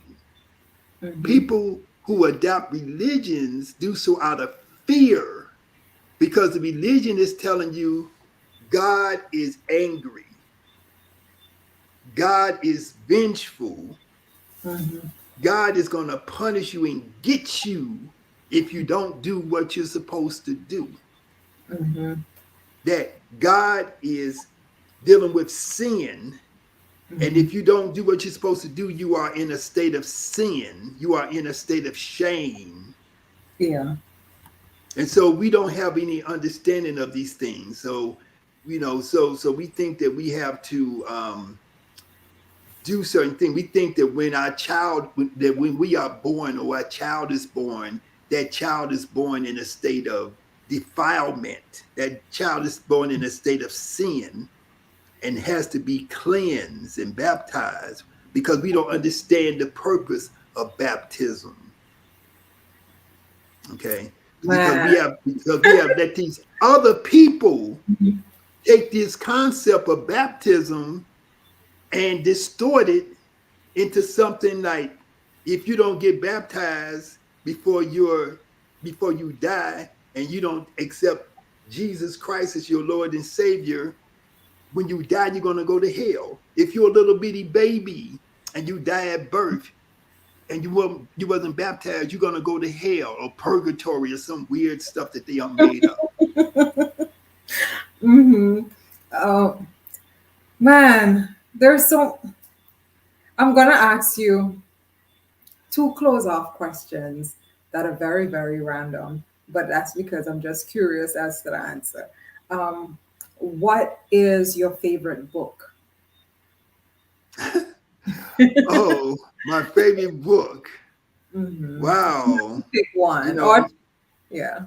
one of my favorite books um, is by my good friend Wayne B. Chandler. It's called Ancient Future, the the prophetic prophecies and philosophy of ancient Egypt. Wayne B. Chandler, Ancient Future. Mhm. Okay, that's one of the books that I um, love, and I think that people should read, and have an understanding of. It goes into the 7 laws of ancient Kemet. These laws have become known as Hermetic philosophy. So it's 7 principles, such as the principle of the mind, the all is mind. That's why that's part of it. Fits people often critique these 7 principles as, well, we don't really know where they come from. We don't really have a record. But if you really think about them, um, mind or mentalism, as above, correspondence, as above, so below, vibration, rhythm, so on and so forth. If you really think about it, you can see how these principles actually inform us about the nature of the universe, right? And so I think it's a very important book to read. It's really so many books. Mm-hmm. Um, One of my I don't have it. I wish I had it sitting here. But one of the books that is by one of my mentors. And this is going to be a hard book for somebody to find, because he's an academic. His name is Jabalani Makalani, but the name on the book is Clovis, Clovis, Sims, Semmes. Mm-hmm. And the name of the book is Cultural Hegemony, Hegemony, Mm-hmm. and African American Development. Okay. Okay. So this is a fundamental book, but I call a seminal book that explores what's happened to us. How has this system of racism, white supremacy, that you can really put under the title of cultural hegemony or hegemony, Mm-hmm. the domination of one culture over another. So that's the context that we look at this. And so one of the problems that we have as Black people is what was written about by Cruz, um, Brother Cruz. I'm trying to think of his first name, but Cruz. He wrote a book called "The Crisis of the Negro Intellectual." That's another book people should get. Mm-hmm. "Crisis of the Negro Intellectual" by Harold Cruz, Harold Cruz, Cruse, I think. Harold Cruz, Mm-hmm. Crisis of the Negro Intellectual. He wrote this book in about 1966. And we are still in a crisis because we have not formulated a theory of how to liberate ourselves. So we jump from Christian to Muslim to this one and that one, all these different things. We jumping around, looking at different things, but we don't have a unified idea and theory of what we should be doing. And so that's what my mentor and my teacher, Jabalani Makalani / Clovis E. Sims, talks about in cultural hegemony or hegemony. I forget what the proper name of this, how to say Okay. Hegemony. Mm-hmm. Okay. Um, so he talks about that. Wayne B. Chandler gives you some insight into that, into that issue in terms of giving you a perspective of how to look at the universe. And it Mm-hmm. explains different phenomena that we see. And it explains why we have certain social structures put in place, like misogyny, like the hatred of women, like racism, white supremacy, and how these things come out of certain cultures that we worship as being places where people are so spiritual. But when we really examine below the surface, we see distortion. Mm-hmm. Um, and so France Fanon, you know, um, is 2 books. I always get a mental block. But one book is called Black Face, White Mask, Wretched of the Earth. by France Fanon. You know, France Fanon is Frantz, France. Mm-hmm. Fanon, Fanon or Fannon, France Fanon. And he was an African, um, Algerian, I think, black Algerian. Um, and he was a psychologist. Mm-hmm. And so he really delves deep into the issues that's affecting us, you know, on a deep subconscious psychological basis, Mm-hmm. you know. I just want to let you know that as you're listing your books, they're being added to people's Amazon cart. Okay. Well, listen, I want people to when Go you ahead. buy when you buy these books, go online and find you a black bookstore. You have black book dealers online, Okay. such Yeah. as Everywhere, AFRIWARE is one of them, and there's others too. Mm-hmm. But you don't have to just go to Amazon. You can go to black booksellers because black bookstores, we still have, number one, we still do have black bookstores, and we do have black people who are selling books online. Okay. Okay. Thank you. Um, Mm-hmm. yeah. So everywhere is that's a friend of mine in Chicago, you know, who's one of my great supporter of Kemetic Yoga. And somebody dropped Malik Books in LA as well Hmm. as another black outlet. Um, your students are on as well. And just for those who are joining now, and I actually don't think I mentioned it, King has trained over 8,000 persons to become yoga instructors or teachers, whatever term is most comfortable for you. So if you're looking to expand and to delve further into that, and I think right now it's very popular, I would suggest that you contact. And with that being said, can you tell us where we can find you online? Well, you can go to my website, Hmm. which is kemeticyogaskills.com. So it's Yeah. KEMETIC YOGASKILLS. Mhm. KemeticYogaskills.com. And I recommend that you sign up for our mailing list and you can receive updates and information on Kemetic Yoga. We also have a YouTube channel called youtube.com/yoga skills. Okay. Hmm. Okay. So yoga skills is, you know, the name of my business. It's the Hmm. name of this methodology. I call it the yoga skills method, YSM, of practicing yoga, you know. And so we have made innovations. We have taken best practices of yoga and we have innovated them into a system to assist people into getting into the yoga in the best way, what we call best practices and quality assurance. Okay. So we have yoga skills on YouTube. We have Instagram. Somebody hacked my Instagram account months last year or something like that. I had to start a whole new account. Okay. So it's Kemetic Yoga Skills Official. Okay. Oh, okay. Official, Right. Right. Okay. you know. So We'll that, definitely post all the links in yeah. the comment section below for those who are going to watch after as well. And then I have lots of presence on Facebook. So you can just type in my name. Yeah.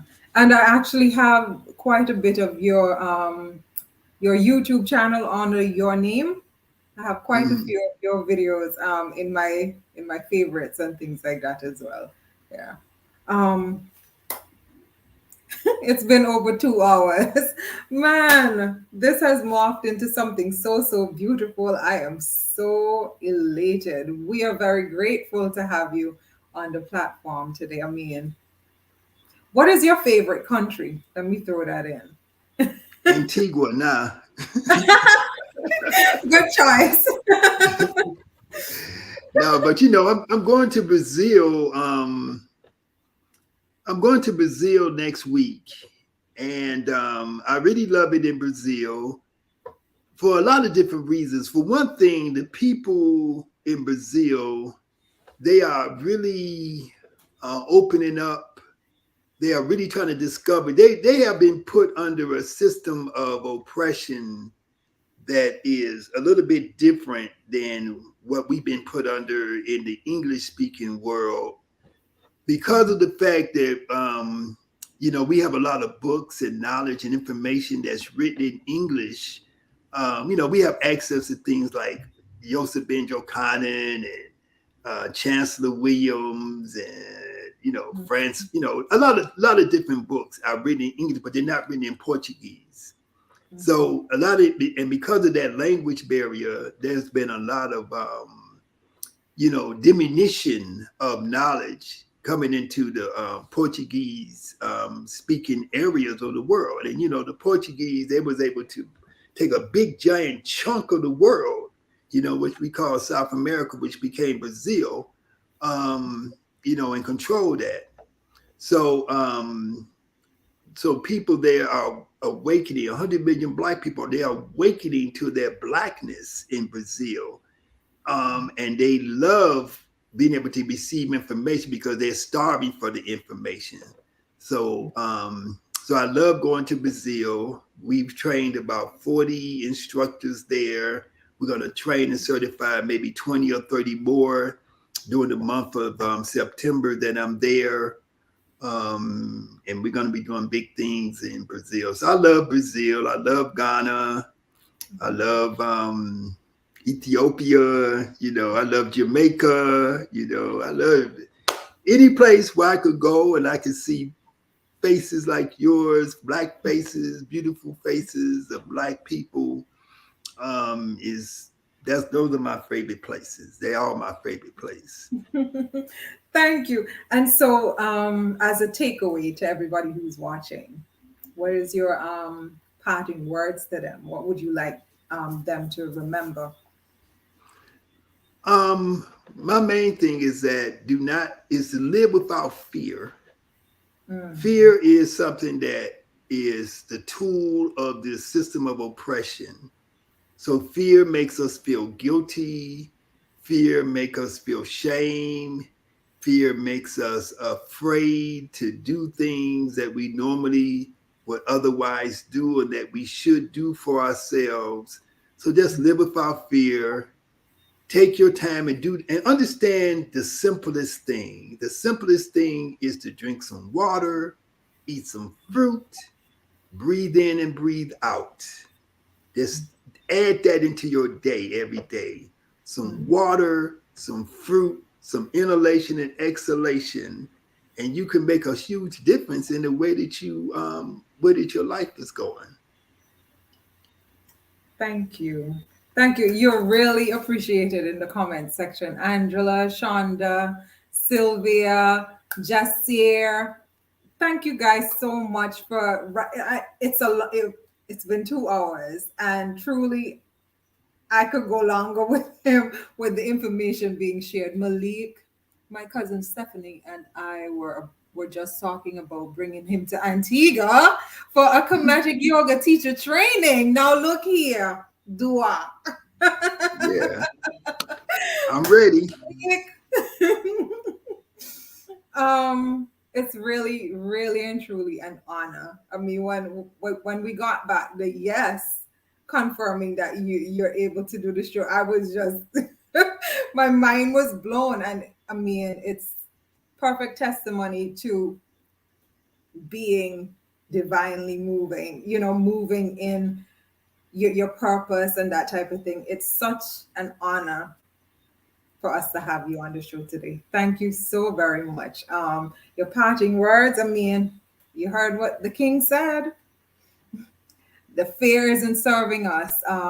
And you heard the things that you should add. I mean, when we think about wellness, which is what we do at the Wellness Queens, it's so important for us to make things simple. It's really not a whole bunch of complication over having to do this, having to do that. They're all building and steps that we take over the years, but start I encourage you to implement his parting words, live without fear. And with that being said, we're going to close off. Hopefully, we'll be able to have him back another time, fingers crossed. And hopefully, Malik will get him in Antigua real soon. Yeah, Trust me well, when I tell you, I'm working on it. well, invite me. Invite me back anytime, and I'll try to make my best effort to be here. Just what I love to do. I love to talk, and I love to share. And I really appreciate the opportunity and the fact that somebody's interested in what I have to say. Oh, So, indeed. Indeed. Thank you so, so much. Have a powerful week, everybody. Next week, we're going to be talking about the importance of sleep and resting. Um, so we'll see you again next week. And until then, have a powerful, fearless week. Peace and blessings, everybody. Thank you for sticking with us for all this time. Thank you, thank you, thank you, thank you. Peace and blessings, everybody. Good night. Hotep.